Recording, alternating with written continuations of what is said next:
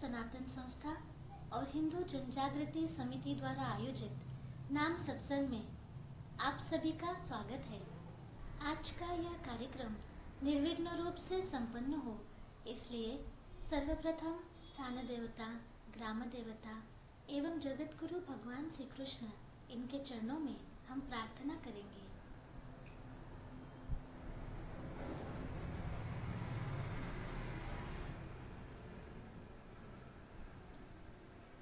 पिछले 2 सत्संगों से हम अपने मन का अध्ययन कर रहे हैं। 2 दिन पहले हमने तनाव यह विषय समझ कर लिया था। उसके उपरांत कल के विषय में मन का कार्य कैसे चलता है यह भी हमने समझ लिया, और आज हम नाम जप से मन की एकाग्रता कैसे बढ़ेगी यह विषय जान लेंगे। इस विषय पर हमें सनातन संस्था के धर्म प्रचारक संत सतगुरु नंद कुमार जादव जी मार्गदर्शन करेंगे, और इसके उपरांत हम सभी संतों की वंदनीय उपस्थिति में प्रत्यक्ष नाम जप करेंगे। अब मैं सनातन संस्था के धर्म प्रचारक संत सतगुरु नंद कुमार जादव जी से प्रार्थना करती हूँ कि हमारा मार्गदर्शन करें। जी, मैं भगवान श्री कृष्ण जी के चरणों में वंदन करता हूँ। आप सभी से निवेदन है कि आप अपने इष्ट देवता अथवा उपास्य देवता अथवा कुल देवता से प्रार्थना करें कि आज का यह कार्यक्रम निर्विघ्न रूप से संपन्न हो, और आज जो विषय बताया जाएगा वो हम ग्रहण कर पाएं। जैसे कि इसके पहले भी बताया है, सनातन संस्था और महर्षि अध्यात्म विश्वविद्यालय के संस्थापक परात्पर गुरु डॉक्टर जयंत आठवले जी अंतर्राष्ट्रीय ख्याति के सम्मोहन उपचार विशेषज्ञ हैं, और उन्होंने सम्मोहन उपचारों में अभिनव शोध कार्य भी किया है। उनके संशोधन द्वारा सिद्ध हुई मन की आकृति के माध्यम से हमने कल के सत्संग में मन का कार्य समझ कर लिया है। आज हम मन पर नामजप का संस्कार कैसे होता है और उससे मन के अन्य संस्कार केंद्र कैसे नष्ट होकर मन एकाग्र होता है, यह समझ कर लेते हैं। भगवान श्री कृष्ण जी ने कहा है कि आपका सबसे बड़ा मित्र या शत्रु कौन है? आपका मन और उसके विचार। इसलिए अपने मन और विचारों को अवश्य नियंत्रण में रखें। बहुत प्रयास करने पर भी मन नामजप पर केंद्रित नहीं हो पाता। इसका कारण है कि मन पर नामजप का संस्कार ना हो, इसलिए स्वभाव दोषों के केंद्र एवं अन्य संस्कार केंद्र उसका विरोध करते हैं। आपने यह भी अनुभव किया होगा कि कई बार हमारी बुद्धि हमें गलत काम करने से रोकने का प्रयास करती है, लेकिन हमारा मन नहीं मानता। ऐसे समय पर हमारा ही मन हमारी बात नहीं सुनता, तो हमें लगता है कि हमारे 2 मन है, एक जो हमारा सुनता है और दूसरा जो हमारा नहीं सुनता। होता है ना ऐसे? वैसे ही नामजप के संदर्भ में होता है। हमारा एक मन चाहता है कि नामजप हो, लेकिन मन के संस्कार एवं दोषों के संस्कार नहीं चाहते कि मन में नामजप हो। जी, परंतु अंतर मन में नामजप का संस्कार कैसे होता है वो भी कृपया बताइए। हाँ, बताता हूँ।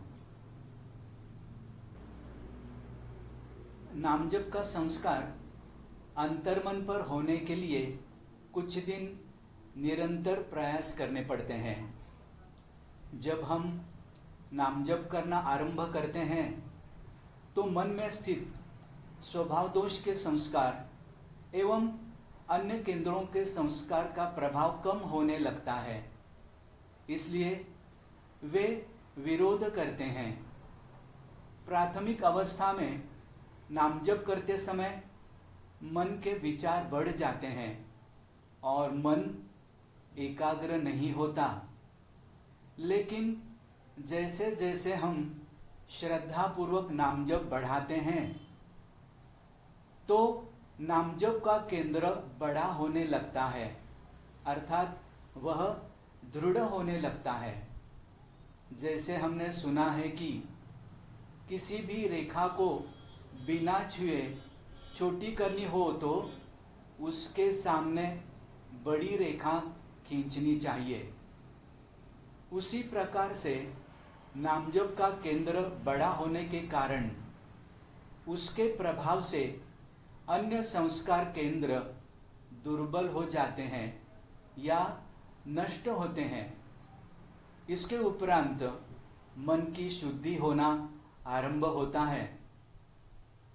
मैं पुनः एक बार बताना चाहूँगा कि नामजप एकाग्रता से होना यह हमारा लक्ष्य है और उसके लिए निरंतर श्रद्धापूर्वक नाम जप करना यही हमारे पास साधन है। नाम जप करते रहेंगे तो हमारे मन पर नाम जप का संस्कार धीरे धीरे दृढ़ होगा। जी, नाम जप का संस्कार मन पर कैसे होता है वो तो समझ में आया, तब अन्य संस्कारों का क्या होता होगा? हाँ, वो भी बताता हूँ। नाम जप से अंतर्मन पर नाम का संस्कार होने से अंतर्मन के विविध संस्कार केंद्र घटने में सहायता मिलती है। अंतर्मन में संस्कार केंद्र जितने अल्प उतनी अंतर्मन से बाह्यमन की ओर आने वाली संवेदनाएं भी अल्प होती है एवं मन की एकाग्रता बढ़ती है। हम जितनी देर तक नाम जप करते हैं उतने समय तक अंतर्मन के वासना केंद्र, रुचि अरुचि केंद्र, स्वभाव केंद्र इत्यादि से तथा बुद्धि केंद्र में विद्यमान संस्कारों की ओर से आने वाली संवेदनाएं बाह्य मन नहीं स्वीकारता। ऐसा निरंतर कई दिनों तक होने पर ये संस्कार केंद्र कम होने लगते हैं। जब तक नामजप होता है तब तक अंतर्मन पर अन्य विषयों के नए संस्कार नहीं होते। अंतर्मन पर नए संस्कार न होने के लिए जागृत अवस्था का सर्वोत्तम उपाय है नामजप। सनातन संस्था के श्रद्धा स्थान परम पूज्य भक्तराज महाराज कहते थे कि जिस प्रकार सूर्य विष्ठा का नाश कर उसकी दुर्गंध का भी नाश करता है, उसी प्रकार नाम से निर्मित तेज अंतर्मन की अशुद्धताओं को अर्थात अयोग्य संस्कारों को नष्ट करता है। आज के सत्संग में हमने एक महत्वपूर्ण विषय समझकर लिया है। नामजप से मन की एकाग्रता बढ़ती है। नामजप के कारण मन के विचार कम होने से मन शांति मिलती है। ये विषय हमने आज समझकर लिया है। तो फिर नामजप के अन्य कुछ मानसिक स्तर के लाभ होते हैं क्या? वो भी हमें बताइए। हाँ, अवश्य होते हैं। मानसिक लाभ भी होते हैं। वैसे तो नामजप के अगणित लाभ हैं। अधिकांश मनोविकारों में भी नामजप से लाभ होता है।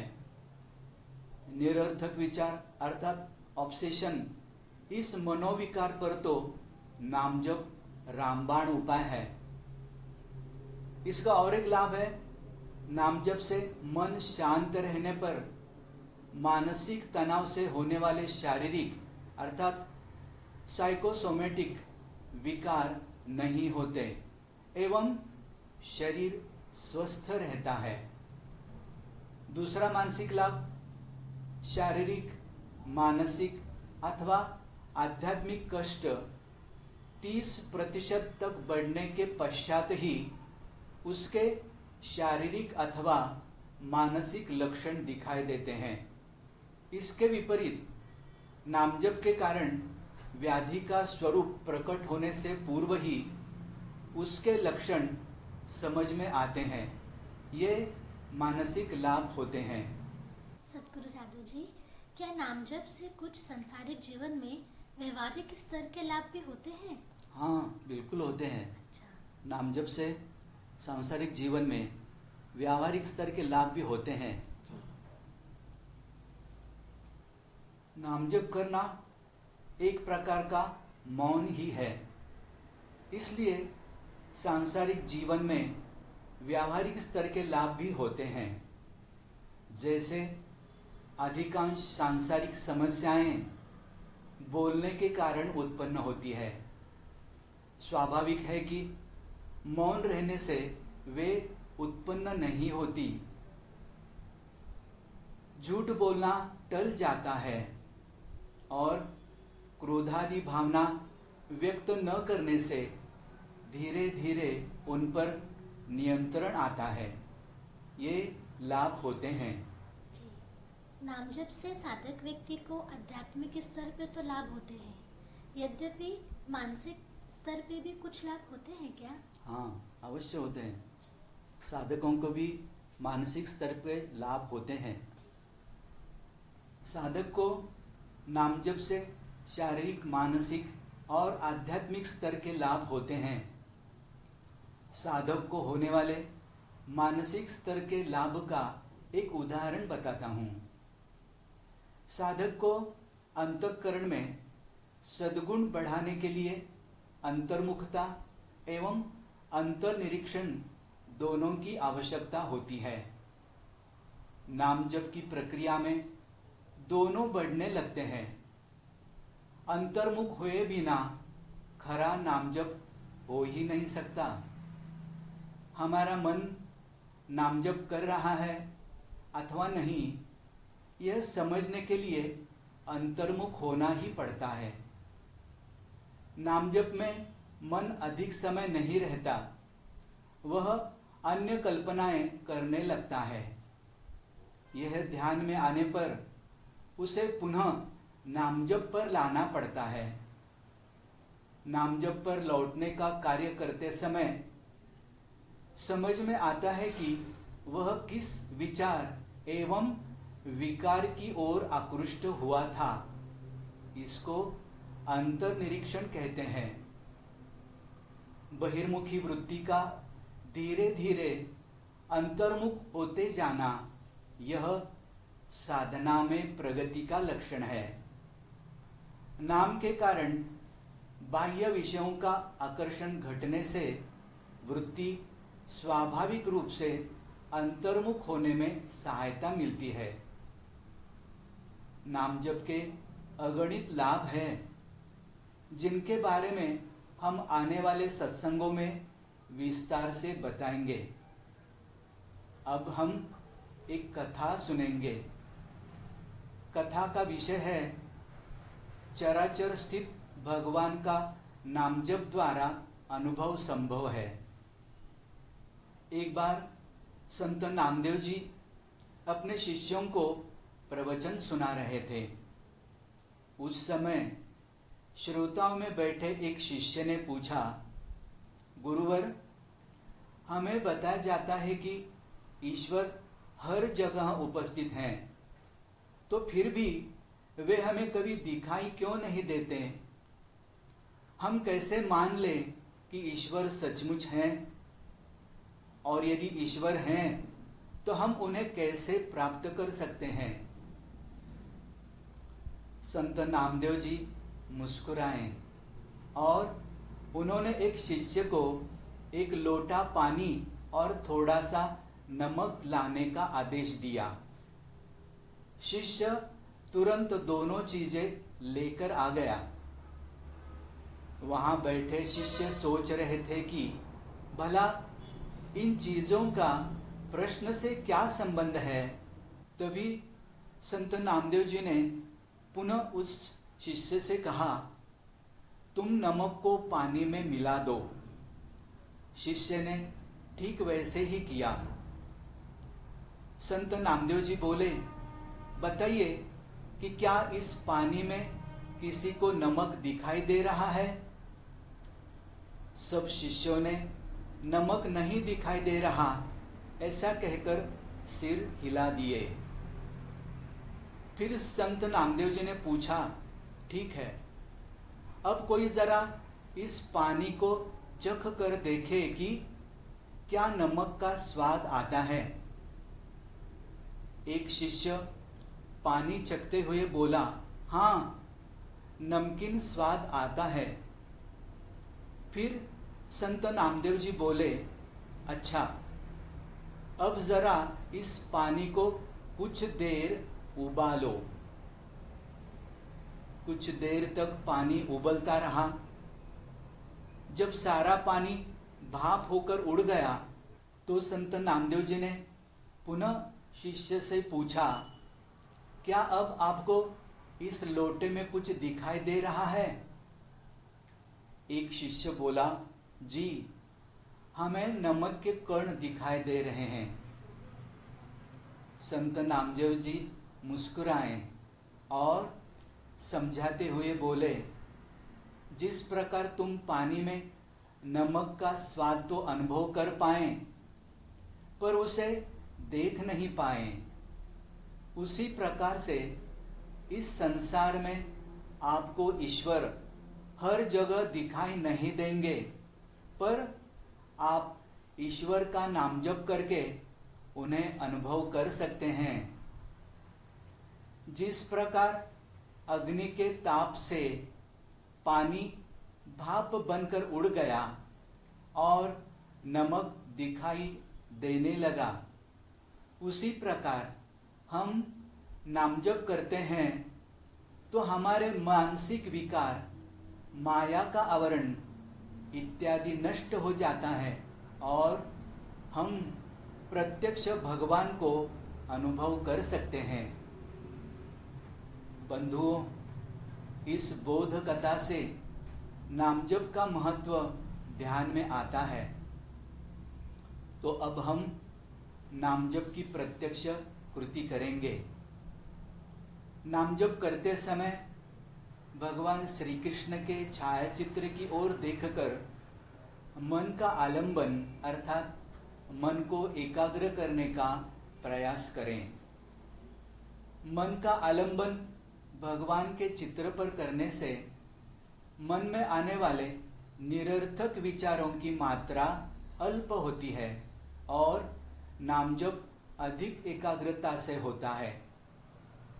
जिनकी प्रकृति आंखें बंद रखकर ध्यान करने की अवस्था में जप करने की है, उसी प्रकार से वे जप कर सकते हैं। नाम जप करने के बाद मन को कैसे लगा, इसका भी हम स्वयं का निरीक्षण करेंगे। और अब नामजप से संबंधित अधिक सूचनाएं श्रीमती क्षिप्रा जी हमें देगी। नमस्कार।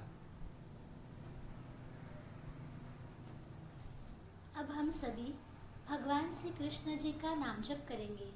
उसके लिए हम यहाँ पर एक ऑडियो लगाएंगे। इस ऑडियो की विशेषता है कि यह सनातन संस्था की संत सद्गुरु श्रीमती अंजलि गाडगिल जी द्वारा ध्वनि मुद्रित है।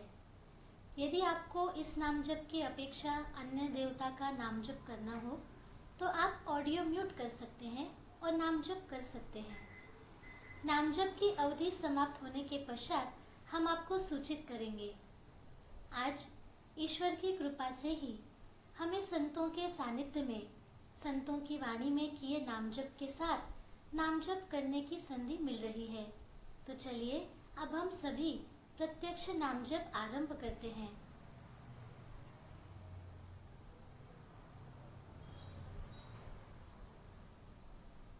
ॐ नमो भगवते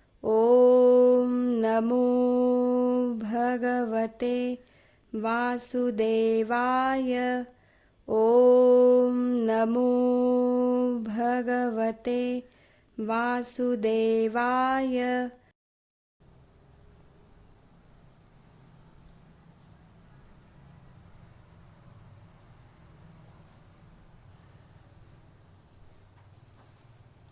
नाम जप का समय यहाँ समाप्त होता है। आशा है हर दिन की तरह आज भी आपको नाम जप के समय आध्यात्मिक अनुभव अवश्य आए होंगे। आप हमें आपके अनुभव अवश्य भेजिए।